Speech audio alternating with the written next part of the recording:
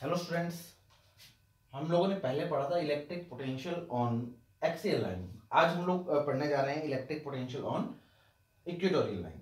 तो बेटा equatorial line कौन सी थी? वो वाली लाइन जो दोनों चार्ज को ज्वाइन करने के बाद जो डायपोल था, सेंटर ऑफ डायपोल, उससे परपेंडिकुलर निकले। The line which pass perpendicular through the centre of dipole. अच्छा, यहां से हमें आर डिस्टेंस पर, इस वाले पॉइंट पर पी पर इलेक्ट्रिक पोटेंशियल बताना था। तो हमें ये वाला डिस्टेंस पता है। देखो, दोनों चार्ज के बीच का सेपरेशन कितना होता था? 2a। तो ये वाला सेपरेशन कितना हुआ? a। और इधर सेंटर से प्लस q तक कितना हुआ? ये भी a हुआ। तो पहले हम लोग माइनस q चार्ज की वजह से यहां पर पोटेंशियल निकालते हैं। हम लोगों ने इसको वैसे ही ज्वाइन कर दिया। पोटेंशियल v1 ये किसकी वजह से है? माइनस q चार्ज की वजह से। कितना आएगा बेटा? के क्यू अपॉन, ये सेपरेशन कितना है? पाइथागोरस थ्योरम यूज करो। ये a था, ये r था, तो ये कितना हो जाएगा? Root of a square plus r square. But ध्यान रहे, ये चार्ज कैसा है? नेगेटिव। यानी यहां पर जो +1 चार्ज आ रहा है वो अपने आप दौड़ा आएगा। उसको रोकने के लिए हमें अपोजिट डायरेक्शन के अंदर फोर्स लगानी पड़ेगी। यानी हम लोगों को जो वर्क करना पड़ेगा वो नेगेटिव आएगा। तो हम लोगों ने इसको क्या कर दिया? माइनस कर दिया, क्योंकि चार्ज कैसा है? नेगेटिव। चले, अब बात करते हैं इस चार्ज की। इसकी वजह से इस वाले पॉइंट पर जो पोटेंशियल आएगा V2 वो कितना आएगा? चार्ज कैसा है? पॉजिटिव। तो कितना आएगा? Plus K Q upon root of A square plus R square. ठीक है बात? चलो, तो अगर मैं V नेट निकालूं तो कितना आ जाएगा? V1 plus V2। V1 और V2, V1 कितना था? Minus K Q upon root of A square plus R square. V2 कितना था? K Q upon root of A square plus R square. दोनों का मैग्नीट्यूड सेम है, बट साइन कैसा है इनका? अपोजिट। तो क्या हो जाएंगे? कैंसिल आउट हो जाएंगे। यानी V नेट कितना आ जाएगा? 0। तो हमें ये वाली बात अच्छे से याद रख लेनी है कि इक्वेटोरियल लाइन पर इलेक्ट्रिक पोटेंशियल की वैल्यू जो है वो हमेशा कितनी रहेगी? 0 रहेगी। ठीक है, चलिए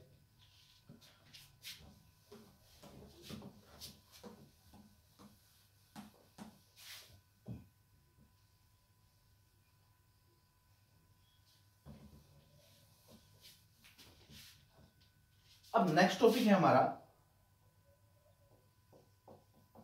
electric potential at any point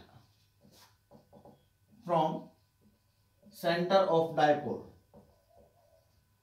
यानी डायपोल लिया माइनस क्यू और प्लस क्यू। यहां पर सेंटर था O। इस सेंटर से किसी भी पॉइंट पर, सपोज वो वाला पॉइंट हम लोगों ने यहां से थीटा एंगल चलकर और एक पॉइंट ले लिया, ये वाला, इस वाले पॉइंट पर ये डिस्टेंस ले लिया हम लोगों ने R। इस वाले पॉइंट पर P की वैल्यू कितनी, V की वैल्यू कितनी है, वो वाली बात बतानी है हम लोगों को। चले, तो पहला काम क्या, हमें सिंपल सी काम ये करनी है कि पहले इस चार्ज की वजह से यहां पर देखते हैं। V1, वापस से बता रहा हूं, देखो हमें ये कॉन्फ़िगरेशन गिवन थी, थीटा एंगल गिवन था, R पोजीशन गिवन थी, और ये वाला पॉइंट गिवन था P। इस वाले पॉइंट पर पोटेंशियल बताना था। तो हम लोगों ने सपोज किया कि ये डिस्टेंस जो है ये R1 हुई। कितनी हुई? R1। हमें गिवन क्या क्या था? गिवन था R एंड थीटा। ठीक है, R एंड थीटा, और A हमें गिवन होता ही है, देखो, है ना। हम लोगों ने लेट क्या करा? R1। R1 क्या हुई? Position of point P from charge Q1। तो यहां पर पोटेंशियल कितना आ जाएगा? देखो चार्ज नेगेटिव था तो कितना आ जाएगा? Minus K Q upon, separation कितना है? माइनस क्यू और P पॉइंट के बीच के अंदर हम लोगों ने R वेक्टर माना है, तो ये कितना आ जाएगा? R1। कितना आ जाएगा? R1। क्लियर? ठीक है, अगर मैं इसको वेक्टर बोल दूं और इसको भी वेक्टर बोल दूं, क्योंकि हम लोगों ने पोजीशन लिया तो कोई दिक्कत नहीं है हम लोगों को, बट यहां पर हमें सिर्फ उसका क्या चाहिए था? मैग्नीट्यूड, यानी R1। दूसरी बात, अब इस प्लस क्यू चार्ज की वजह से इस वाले पॉइंट पर पोटेंशियल देखते हैं। ये वेक्टर कितना ले लिया हम लोगों ने, R2 वेक्टर, तो V2 कितना आ जाएगा प्लस KQ अपॉन R2। क्या हमें R1 और R2 की वैल्यू पता है क्या? नहीं, ये तो हम लोगों ने क्या काम करा, अज्यूम करा। R1 और R2 वेक्टर हम लोगों ने क्या कर लिया, अज्यूम कर लिया, है ना। तो V नेट कितना आएगा, V1 प्लस V2। V1 की वैल्यू कितनी थी, minus KQ upon R1। V2 कितना था, KQ अपॉन R2। हमें R1 और R2 नहीं पता, इसलिए हम लोग इस रिजल्ट को आगे प्रोसीड नहीं कर सकते। हमारा नेक्स्ट स्टेप जो रहेगा वो R1 और R2 की वैल्यू फाइंड आउट करना रहेगा। चले, अगर मैं कहूं सिंपल सी भाषा में एक बात समझना कि अगर ये वाला एंगल छोटा है, ये वाला एंगल बहुत छोटा है, ये वाला एंगल अल्फा स्मॉल है, तो मैं यहां पर एक परपेंडिकुलर ड्रॉ करूं तो ये अप्रोक्सीमेटली 90 का एंगल बने, है ना। क्योंकि टोटल सम जो होता है वो कितना होना चाहिए ट्रायंगल का, 180। अगर ये 90 ये 90 तो ये 0 होना चाहिए। बट हम लोगों ने क्या काम करा कि अप्रोक्सीमेटली 90, ये एंगल बहुत छोटा है, यानी सपोज 1 डिग्री है, तो ये कितना आ जाएगा 89.5। ये भी कितना 89.5, अप्रोक्सीमेटली 90। तब ए बी सी, यानी ए बी और बी सी दोनों क्या होनी चाहिए, अपनी इक्वल होनी चाहिए। अगर ऐसा सिस्टम बनता है, ये एंगल स्मॉल है, तो ये वाली डिस्टेंस ए से बी तक और बी से सी तक कैसी होती है, अपनी इक्वल होती है। ये असम्पशन हम लोगों को मानकर चलना है। चलिए,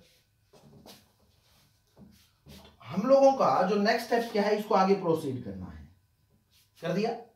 अब यहां पर हम लोग एक परपेंडिकुलर ड्रॉ करेंगे, ठीक है। जैसे ये परपेंडिकुलर ड्रॉ करा तो इसका नाम हम लोग लिख देते हैं ए बी। ये पॉइंट P था, ये वाला पॉइंट कौन सा हो जाएगा अपना C, ठीक। चलिए, अब हम लोग क्या काम करें, देखो A से P, ये परपेंडिकुलर के बाद यहां से यहां तक की डिस्टेंस और यहां से यहां तक की डिस्टेंस दोनों क्या होनी चाहिए, अपनी इक्वल होनी चाहिए। AP is equal to CP। Clear. A से P कितना है, R1। A से P कितना है, R1। और C से P कितना है, C से P है बेटा, C से पहले O तक चलना है, C से O, और O से P कितना है, R प्लस कितना, R। क्लियर। अच्छा, C से O की बात करूं तो ये कितना आएगा, C से O, ये डिस्टेंस कितनी है अपनी A, और ये वाला एंगल कितना है, थीटा। इसका कंपोनेंट अगर मैं थीटा की तरफ ले तो ये वाली डिस्टेंस बन जाएगी अपनी A cos थीटा। कितना हो जाएगा अपना, क्योंकि ये डिस्टेंस कितना है, O से A तक डिस्टेंस है A, और यहां पर एंगल कितना है, थीटा। इसका कंपोनेंट थीटा की डायरेक्शन में लिया गया तो हम लोग किससे मल्टीप्लाई करते हैं, कोस से, यानी A cos थीटा। यानी R1 वेक्टर कितना आ जाएगा, A cos theta plus R। R1 की वैल्यू हमें पता चल गई। अगर मैं मैग्नीट्यूड की बात करूं तो वेक्टर हटा दें आप, तो R1 कितना है अपना, A cos theta plus R। Similarly अगर मैं यहां पर परपेंडिकुलर ड्रॉ करूं ऐसे, इस पॉइंट को बोल दिया हम लोगों ने D। ये वाला पॉइंट कौन सा हो जाएगा अपना, D पॉइंट। अब क्या रहा बेटा, D से P is equal to, B से P, BP। B से P तक की डिस्टेंस है कितनी अपनी, R2। कितना है, R2। और D से P ये कितना है, D से P कितना हो जाएगा बेटा, देखो यहां से यहां तक की डिस्टेंस है R। अगर मैं ये वाली डिस्टेंस उसमें से सब्सट्रैक्ट कर दूं तो ऊपर वाली कितनी बच जाएगी, DP बच जाएगी। और ये डिस्टेंस कितनी है, ये वाला A था, इसका कंपोनेंट इधर लेकर आए तो कितना हो जाएगा, A cos थीटा। यानी O से D तक आ जाएगा A cos थीटा, यानी R में से सब्सट्रैक्ट कर दिया A cos थीटा। अब यहां पर क्या आ जाएगी अपनी, R2 की वैल्यू आ जाएगी। अब यही वैल्यू हम लोगों को यहां पर पुट करनी है। V नेट कितना आ जाएगा अपना, माइनस, अच्छा KQ कॉमन ले ले, कितना बच जाएगा, -1/R1 प्लस 1/R2। R1 की वैल्यू कितनी है, R1 आया अपना a cos theta plus r, और ये माइनस का साइन था ऊपर। R2 की वैल्यू कितनी है, r minus a cos theta. अब इसको सोल्व करना है। के क्यू एलसीएम अगर लेंगे तो देखो क्या हो जाएगा, r plus a cos theta, और यहां पर क्या है r minus a cos theta, यानी a plus b into a minus b, क्या आ जाएगा a square minus b square, यानी कितना r स्केयर माइनस ए स्केयर कोस स्केयर थीटा। और यहां पर माइनस का साइन था, इसको इधर मल्टीप्लाई करूंगा तो ये सारे साइन चेंज हो जाएंगे, यानी r कैसा हो जाएगा माइनस का, और ये माइनस का a cos थीटा कितना बन जाएगा, प्लस का a cos थीटा, प्लस अब इसको इधर मल्टीप्लाई करें तो कितना आ जाएगा a cos theta plus r।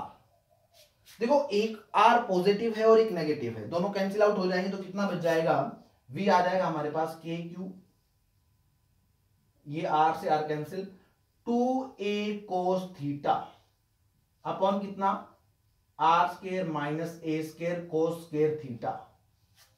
ये हमारा रिजल्ट आ गया पोटेंशियल का किसी भी पॉइंट पर। हमें क्या क्या चीजें पता होनी चाहिए, हमें r पता होना चाहिए और एंगल पता होना चाहिए। क्लियर, चलिए इसको थोड़ा सा और सॉल्व करते हैं हम लोग कुछ असम्पशंस लेकर।